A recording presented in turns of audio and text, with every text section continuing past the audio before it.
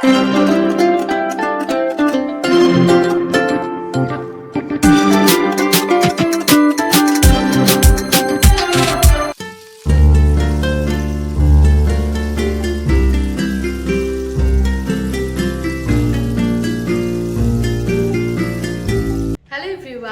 Morning, welcome back to another new blog, another new day. চলো শুরু করা যাক আরও একটা নতুন ব্লগ। নীল আইল্যান্ড থেকে তো চলে এলাম ক্রুজে করে পোর্ট ব্লেয়ারে এসেই ডাইরেক্ট চলে এলাম, মানে লাগেজ টাগেজ সমস্ত কিছু নিয়ে চলে এলাম চাথাম সমিল দেখতে। এটা সব থেকে পুরনো এবং বড় একটা sawmill.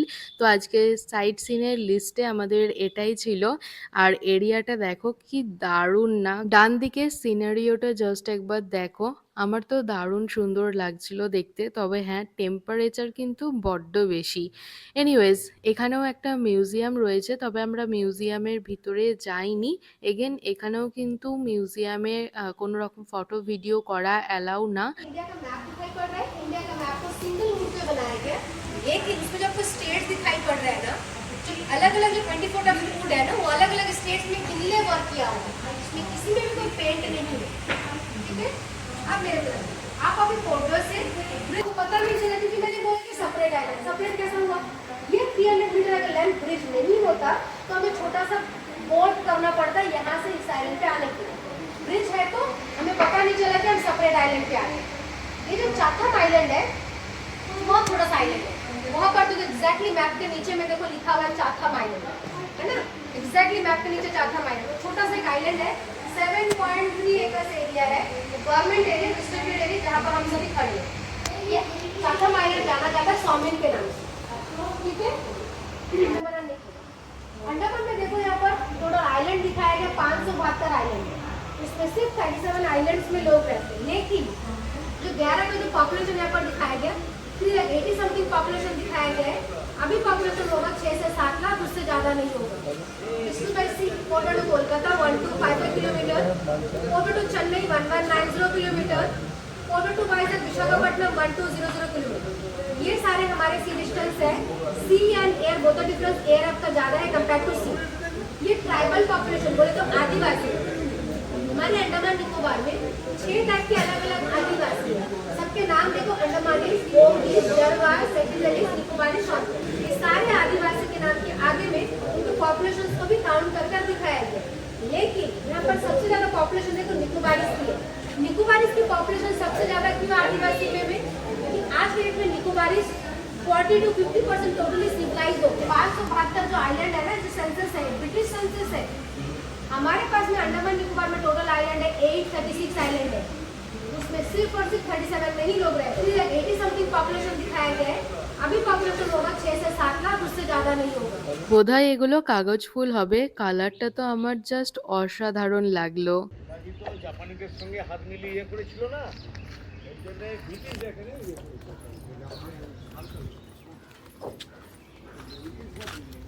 Way to Japanese bunker, এখানে একটা জাপানি বাংকার আছে, সেইটা দেখার জন্যই উপরে যাচ্ছি।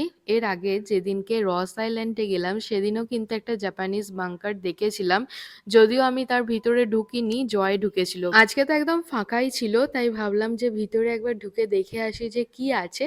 অ্যাকচুয়ালি এর ভিতরে কিন্তু কিছুই নেই, একদম ছোট্ট সিলিং, মাথা নিচু করে ঢুকতে হবে নয়তো মাথা ঠুকে যাবে। ডান দিকে উপরে দেখলাম লাইটের সুইচ আছে, নয়তো ভিতরটা একবারে ঘুটঘুটে অন্ধকার, এরকম সরু গলি, আর তাছাড়া কিছুই নেই। বাট তাও হ্যাঁ, একটা এক্সপিরিয়েন্স তো হলো। এখানেই লাস্ট, এরপরে আর যাওয়া যায় না। তো চলো এখান থেকে বেরিয়ে যাব। সামনে বড় যে টিনের বিল্ডিংটা দেখতে পাচ্ছ, এবারে ওখানেই যাব। অ্যাকচুয়ালি ওটা মিল, এবার মিলের ভিতরে ঢুকবো আমরা।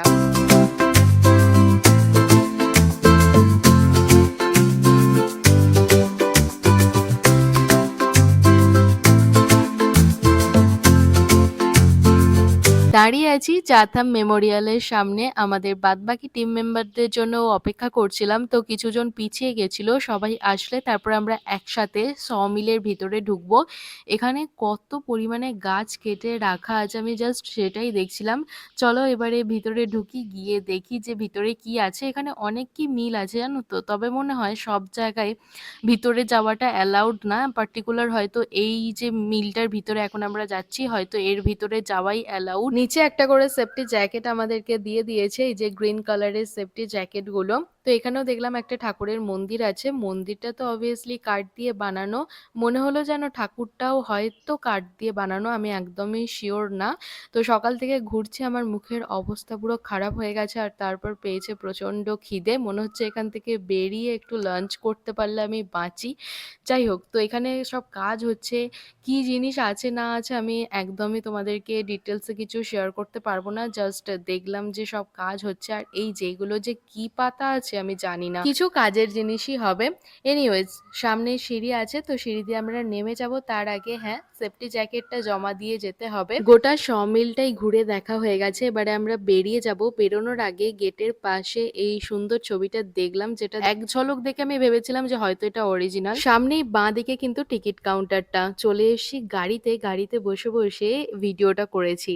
পোর্ট ব্লেয়ার থেকে চাথাম আইল্যান্ডের কানেকশন কিন্তু ওই সামনের ব্রিজটা দিয়ে, ব্রিজটা যদি না থাকতো তাহলে তো আমাদেরকে স্টিমারে করে বা বোর্ডে করে এই চাথাম আইল্যান্ডে আসতে হতো। রুমে চেক ইন করে লাগেজ রেখে দিয়ে ফার্স্টেই চলে এলাম লাঞ্চ করতে, কারণ প্রচন্ড খিদে পেয়ে গেছে। আজকে লাঞ্চে আছে ভাত, আলু বরবটি ভাজা, কাঁচকলার কোপ্তা কারি, ডিমের কারি, আর ফার্স্টে আমি ভেবেছিলাম লাউ বা পেঁপে দিয়ে এটা ডাল হবে, পরে জানতে পারলাম যে ওটা মূলো দিয়ে ডাল ছিল। এনিওয়েজ, কাঁচকলার কোপ্তা কারিটা না জাস্ট ফাটাফাটি লাগছিল খেতে। আমরা পোর্ট ব্লেয়ারে নামলাম অ্যারাউন্ড 1:30 নাগাদ, তারপর তো গিয়েছিলাম মিলে, ওখান থেকে হোটেলে এলাম তখন বাজে 2:45। তো সেম হোটেলেই এসছি, রুম নাম্বারটা জাস্ট চেঞ্জ হয়ে গেছে, 205 ছিল 206 হয়েছে। রুম একদমই সেম, তাই আর আলাদা করে রুম ট্যুর দিলাম না। তো এসে লাঞ্চ করে স্নান করে আবারও রেডি হয়ে গেছি, যাব ক্রোকোডাইল বিচে। এইবারের মতো আন্দামানে এটাই লাস্ট স্পট আমরা ঘুরতে যাচ্ছি, কাল তোমাদের ফ্লাইট, আমরা বাড়ি চলে যাব কালকে। রাস্তার সুন্দর ভিউ দেখতে দেখতে আমরা চললাম চিড়িয়াতাপু। আজকে চিড়িয়াতাপুতে সানসেট দেখব। তবে জানো তো বিচটার নাম আমার এক্স্যাক্ট জানা নেই, বললাম তো ক্রোকোডাইল বিচ, আদৌ ওটা ক্রোকোডাইল বিচ কি না আমি কিন্তু ঠিক বলতে পারছি না। এই জায়গার ভিউটা দেখলে কি বিউটিফুল লাগছে না, পাশাপাশি সব কালারফুল বোটগুলো রয়েছে, বিশেষ করে হলুদটার জন্য যেন জায়গার সৌন্দর্যটা ফুটে উঠেছে। আমার তো মনে হলো এই বিচের বিশেষত্ব হলো ওই সারি দিয়ে দাঁড়িয়ে থাকা গাছগুলো, বেশ ভাল লাগছিল দেখতে। ইচ্ছাও হচ্ছিল যে গাছের ওখানে যাই, দুটো ফটো তুলে আসি, তবে যেতে গিয়ে দেখলাম বেশ কিছুটা রাস্তা যেতে হবে, তবে গিয়ে ওখানে পৌঁছাতে পারবো, তাই আর গেলাম না। এখানেই সমুদ্রের জলে পা ভেজাচ্ছিলাম। আজকে বেশি ফটো তুলিনি, ভিডিওও করিনি, কারণ আজকেই তো শেষ দিন, তাই সমুদ্রটাকে খুব সুন্দরভাবে আমরা দুইজনা মিলে উপভোগ করছিলাম। চলো, সানসেট হয়ে গেছে আর আমরাও গাড়িতে উঠে পড়েছি, এবারে হোটেলে চলে যাব। গোটা আন্দামান ট্রিপে আমার সব থেকে বেশি ভালো লেগেছে একটাই জিনিস, আমাদের হোটেল থেকে প্রতিটা সাইট সিনের জায়গার দূরত্ব একদম বেশি ছিল না, মনে হচ্ছে যেন গাড়িতে উঠছি আর নামছি। আজকেই চিড়িয়াতাপু আসতে 8 ঘন্টা কি 35 মিনিট মতো সময় লেগেছে। আজকের সন্ধ্যে স্ন্যাক্সে আছে ব্রেড পকোড়া, সাথে চাটনি, আর হ্যাঁ চাও ছিল। হোটেলে ফিরে আমরা আবারও বেরিয়ে পড়েছি, এই যে মার্কেটটা একটুখানি ঘুরছি, হেঁটে হেঁটে দেখতে বেশ ভালোই লাগছে জানো তো। কালকে তো চলেই যাব, তার জন্যই আজকে আরো ঘুরছি। সন্ধ্যেবেলা একটু এদিক ওদিক করে রাতের ডিনারটা তাড়াতাড়ি করতে চলে এলাম, কারণ কাল ভোর ভোর উঠতে হবে, সকালেই ফ্লাইট আছে। রাতের ডিনারে আছে ভাত, ভেন্ডি আলুর তরকারি, চিকেন কষা, সাথে একটা রুটিও নিয়েছি, রয়েছে পান্তুয়া, তবে এখানকার মিষ্টি না খুব একটা ভালো লাগলো না খেতে। The next morning. তো আজকে আমরা ফিরবো বাড়ি, 8:45 আমাদের ফ্লাইট। তো আমরা ঘুম থেকে উঠেছি অনেক সকাল সকাল, প্রায় 5টা নাগাদ অ্যালার্ম দিয়ে রেখেছিলাম, তো তখনই ঘুম ভেঙে গেছে। আর এখন রেডি হয়ে গেছি, উপরে যাব একটু চা খেতে, পোর্ট ব্লেয়ারের এই হোটেলে আজকে লাস্ট চা, আবার কবে কখন কোথায় যাব জানি না। আমাদের ব্রেকফাস্ট দিয়ে দিয়েছে, তো দেখো দুটোই আমার ফেভারিট চকলেট ফ্লেভারের কেক দিয়েছে। আমাদের টিমের আধা জনের ফ্লাইট ছিল এই সকালের দিকে, মানে ওই 8:55-তে, কিছু জনের ফ্লাইট আছে দুপুরের দিকে 12টা 12:30 নাগাদ। তো কিছু জন অলরেডি চলে গেছে, এখন কিছু লাগেজ নিয়ে আমরা 3জন 4জন মতো ছিলাম, তো এখন যাচ্ছি। এখানের ওয়েদার ক্লিয়ার থাকলেও কলকাতার আকাশে ছিল কুয়াশা, যার জন্য ফ্লাইট অলরেডি ডিলে করে দিয়েছে, ফোনে তো মেসেজ চলেই এসছে। এই তো পৌঁছে গেলাম এয়ারপোর্টে। তবে জানো তো গাড়ি বেশিক্ষণ দাঁড়াতে দেয় না এয়ারপোর্টের সামনে। ওই 3 মিনিট মতো দাঁড়াতে পারবে, 3 মিনিটের বেশি দাঁড়ালেই ফাইন চার্জ করে দেবে। এয়ারপোর্টেতে চলে এসেছি, বাট আমাদের ফ্লাইট প্রচুর ডিলে। 8:45-এর টাইম ছিল, তারপরে টাইম হলো 9:30। এখন আমার বলছে 10:10-এর ফ্লাইট। আলটিমেটলি আমরা ফ্লাইট কখন পাবো সেটাই বুঝতে পারছি না।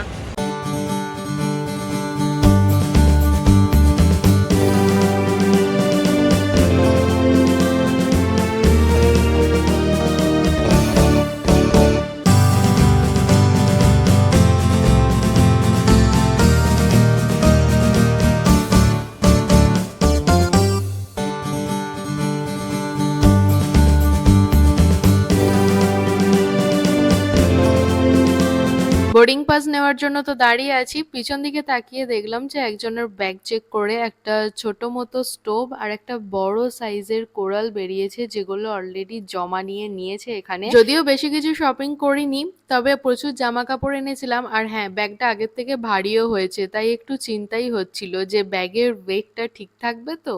বোর্ডিং পাস মিল গেয়া। এখনো অবধি ফ্লাইটের টাইম দেখাচ্ছে 10:10। ফ্লাইটটা ছিল 8:45, তারপরে দুটো টাইম চেঞ্জ হয়ে এখন আবার হয়েছে 10:40।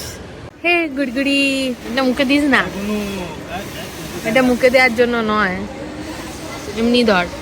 ওকে যে আমি পিছন দিক থেকে তুলে নিয়ে এলাম, ও বুঝতেই পারেনি, ও সোজা চলে এসে এখানে সেরকম করে দেখছে। আমাদের ফ্লাইট আরও ডিলে হয়ে গেছে, 12:10-এর টাইম আছে। তো এখন আমরা নিচে যাচ্ছি লাঞ্চ কালেক্ট করার জন্য। তো এখানে অ্যানাউন্স করলো, এখন বাজছে ওই 10:30 মতো। তো বসে বসে বোর হয়ে যাচ্ছি। যেহেতু আমাদের ফ্লাইট এতটা ডিলে হয়েছে, তাই ইন্ডিগো থেকে এই ফ্লাইটের সব প্যাসেঞ্জারকে ফ্রিতে ব্রেকফাস্ট প্রোভাইড করেছে। তো ব্রেকফাস্টে সাউথ ইন্ডিয়ান খাবার ছিল, যেটা আমি অলরেডি শর্টসে তোমাদের সাথে শেয়ার করেছি। নাম্বার 1-এ ছিল, এখন আবার গেট নাম্বারও চেঞ্জ হয়ে গেছে, গেট নাম্বার 4-এ যাচ্ছি আমরা। গেট নাম্বার 4, 5, 6 হচ্ছে নিচেতে। আমাদের বোর্ডিং স্টার্ট হবে 11:50 থেকে। আমরা আপডেট পাওয়ার সাথে সাথে চলে এসেছি গেট নাম্বার 4-এর সামনে, বাট তখন অবধি কিছু স্টার্টও হয়নি আর কেউ আসেও নি। ভাবছিলাম এটাই যে আর যেন ডিলে না হয়। সকাল থেকে এয়ারপোর্টে বসে বসে পুরো বোর হয়ে গেলাম। এয়ারপোর্টের ভিতরে তো একবার করে চেকিং হয়েছে, আবার বেরোনোর সময় এই জায়গাটা নতুন করে সেট আপ করা হয়েছে, তো এখানে আবার সেকেন্ড টাইম চেকিং হচ্ছে।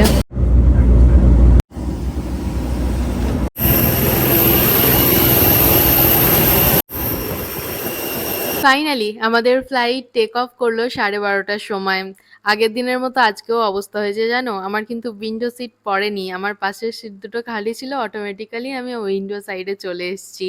তো জয়ের আলাদা সিট পড়েছিল, ও আবার পরে আমার পাশের সিটে আসলো।